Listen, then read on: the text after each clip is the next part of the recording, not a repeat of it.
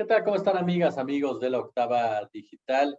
Pues vaya semana en donde se han discutido diversos temas, sin duda alguna, del acontecer nacional e internacional. Todos ellos dejando opiniones encontradas en muchas ocasiones, y de entre ellos, por supuesto, el papel de los medios de comunicación actualmente. Esta relación político-empresarial, estas agendas que se han estado dando a conocer. Y voy a platicar sobre este y otros temas con José Hernández Monero. Hernández, ¿cómo estás? Hola, ¿qué tal, Jesús? Mucho gusto estar aquí. Oye, pues yo de entrada te tengo que preguntar, ¿por qué hiciste enojar a Broso y a Loret de Mola? No, ellos viven enojados, ¿no? Sobre todo Broso, yo lo veo en un constante estado de alteración, siempre está sobreactuado, como histérico, no sé. Y los dos son como los bullies ojetes de la secundaria, ¿no? Ujú. Eh, entonces, no, pues ellos viven enojados. La verdad es que eh, bueno, me lo preguntas porque supongo que porque en un video más o menos reciente pues hicieron una burla de mi trabajo presentando una caricatura mal hecha de una que yo hice e incluso la firmaron con una copia mal hecha de mi firma, ¿no? Y se burlan y demás. A mí me llamó la atención, no me molestó de ninguna manera, pero sí me llamó la atención que de plano ya se fueran contra mí. Eso lo único que me dice es que pues que les molesta mucho mi trabajo, ¿no? Y desde hace muchos años, un tuitero me recordó ayer una caricatura que yo hice hace 15 años, 16 años, en donde aparecían estos dos personajes junto a otros voceros de Televisa en aquel momento. Y pues este ha sido el papel de estos personajes siempre, ¿no? Son pseudo periodistas, bueno, en el caso de Trujillo, Víctor Trujillo, pues, ni siquiera, pues él es un actor de profesión, pero que han decidido servir a los intereses que representan estos poderosos medios de comunicación. En su tiempo fue Televisa, ahora pues ya de plano están al servicio de intereses políticos, muy claramente. Estos dos personajes en Latinos, donde ya se ha divulgado esta investigación que dice que quien financia Latinos pues es Roberto Madrazo y Silvano Aureoles, entre otros, ¿no? Entonces, sirven a estos intereses eh, y se prestan a una serie de montajes. Ya sabemos que Loret es especialista en eso. Y bueno, pues les molesta mucho que uno lo señale. Oye, Hernández, este punto que mencionas, los medios de comunicación utilizando muchas veces a sus conductores para lanzar mensajes que marcan una agenda. Y lo hemos visto a través de muchísimos años. Lo vimos precisamente con Genaro García Luna, que incluso en Televisa le hicieron una serie de televisión para tratar de levantar su Ujú. imagen. El caso del montaje, por supuesto, de Israel Vallarta, participando en estas formas de operar para supuestamente darnos ese mensaje de que estaban haciendo su trabajo. El lavado de cara que se le hizo, yo recuerdo bien, en uno de estos programas de Televisa por parte de Joaquín López Dóriga al tema de los 43, ¿no? Asegurando que el trabajo, que la verdad histórica entre comillas, era Ujú. un trabajo de investigación. Ahora lo vemos también en el caso de Samuel García, la violencia en Nuevo León. Es decir, los grandes medios hegemónicos, tienen esta relación perversa con el poder político. Es una agenda, ¿qué tan riesgosa es, mi querido Hernández? ¿Y a quién le habla esa agenda? Pues es una agenda que representa los intereses de los grandes capitales que son los dueños de estos medios y que están ya totalmente confundidos y entremezclados con los intereses políticos que estuvieron en Amaciato, y bueno, siguen estando, pero que estuvieron en el poder hasta hace 3 años, poco más de 3 años. Eso es lo que defienden intereses, defienden grandes negocios, defienden muchos privilegios, eh, defienden el tener injerencia total en la política en México. Estos intereses, lo que yo siento es que lo que lograron fue privatizar al gobierno mexicano. O sea, privatizaron la presidencia de la República para que les sirviera a ellos, hasta tal punto de, en 2012, no solo imponer un presidente, que ya lo habían hecho, sino un presidente que ellos crearon, una figura, eh, parte de una telenovela y ellos lo imponen. para que sirviera a sus intereses y lo vimos, vamos, no es una teoría, es algo que ya está plenamente documentado. Y ahora, pues claro, están desesperados, pero realmente ese poder que tienen realmente está intocado en México. Tanto se quejan del autoritarismo de López Obrador y de la falta de libertad de expresión cuando tienen todos los medios a su disposición, todos los medios corporativos por lo menos, los medios tradicionales, o casi todos.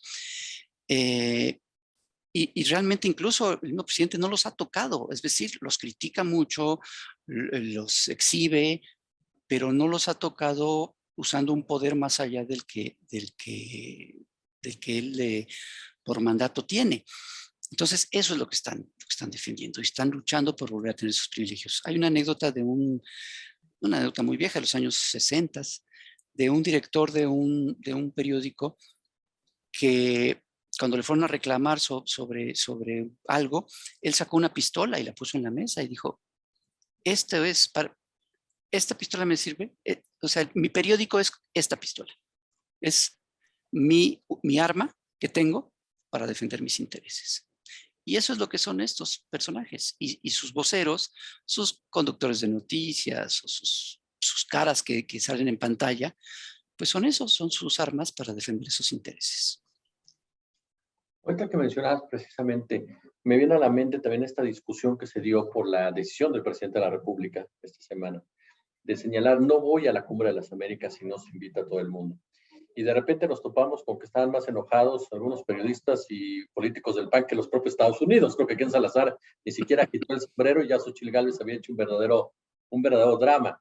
Es parte precisamente de un golpeteo constante, es decir, ya del poco análisis, simplemente si Andrés Manuel López Obrador dice pío, de inmediato se lanzan ellos, es ya parte de una reacción ya instintiva por esta desesperación, ¿o tú qué lectura le das? Sí, yo creo que no solo es parte de un poco análisis, es parte de un nulo análisis. Es tener ya armado un discurso que ya no importa si se contradice con posiciones que ellos mismos han tenido, si es absurdo, si no tiene ninguna justificación. Por ejemplo, esto de lo que anunció López Obrador, porque además López Obrador no mencionó a ningún país, no dijo, no se debe prohibir a tal y tal y tal país, no mencionó nombres, pero estos luego le pusieron nombre y además empezaron a decir que quien no estuviera de acuerdo con ellos era porque estaba defendiendo dictaduras terribles, ¿no? Cuando nadie está hablando de eso.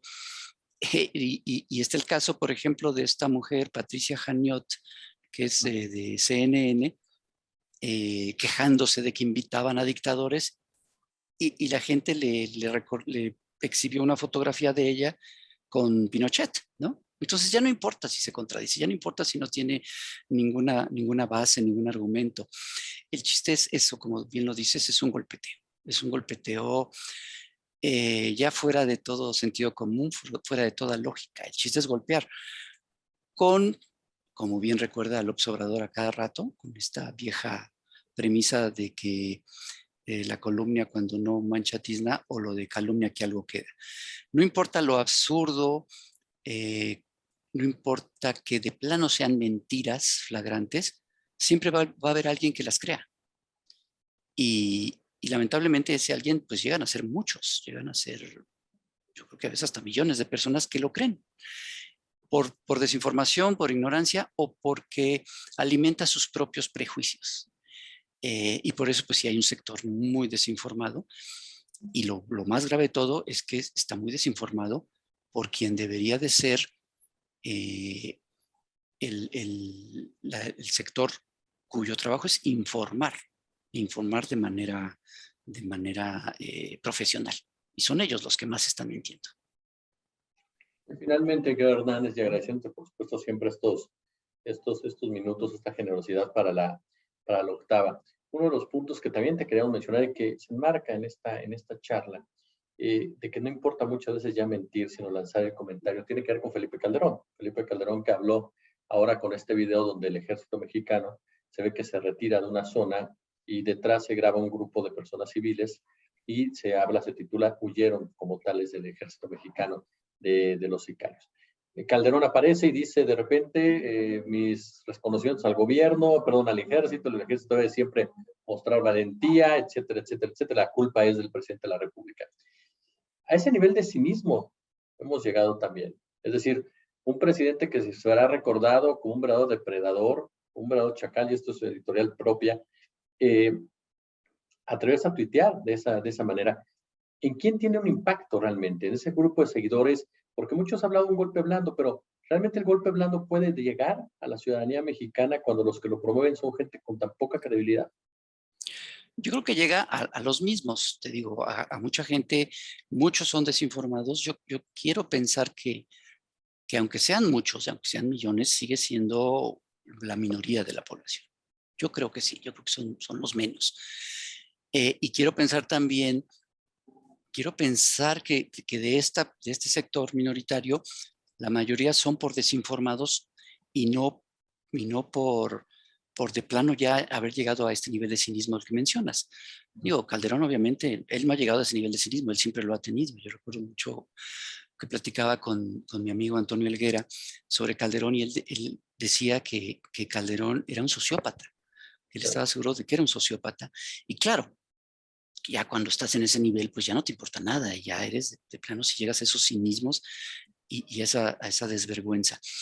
Pero sí quiero pensar que son los menos los que están en esto, porque si no, significaría que ya de plano se perdió absolutamente todo, toda noción humanista.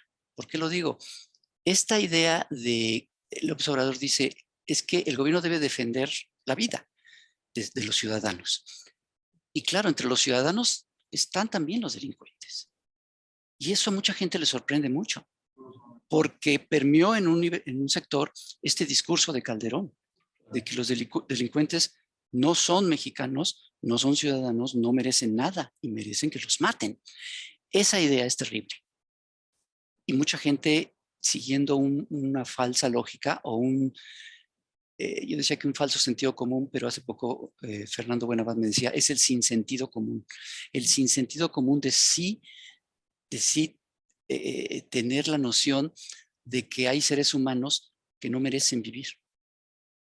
Cuando lo que dice el observador, y yo creo que afortunadamente hay mucha gente que creemos lo contrario, que es aún el peor delincuente tiene derechos humanos.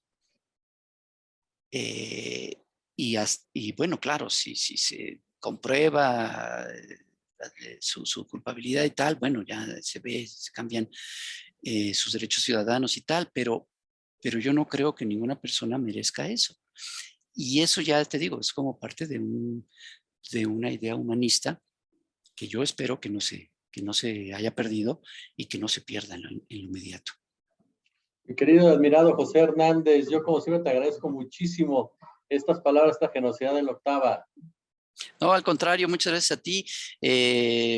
Hablamos mucho de los medios corporativos, de cómo se uniforman y siguen una narrativa que no es periodísticamente honesta, pero yo siempre quiero agradecer a la octava que no forma parte de esto, que sí abre sus espacios a programas que realmente no insultan la inteligencia de su público, de la gente. Muchas gracias, mi querido Hernández. No, al contrario, gracias a ti. Saludos a todos.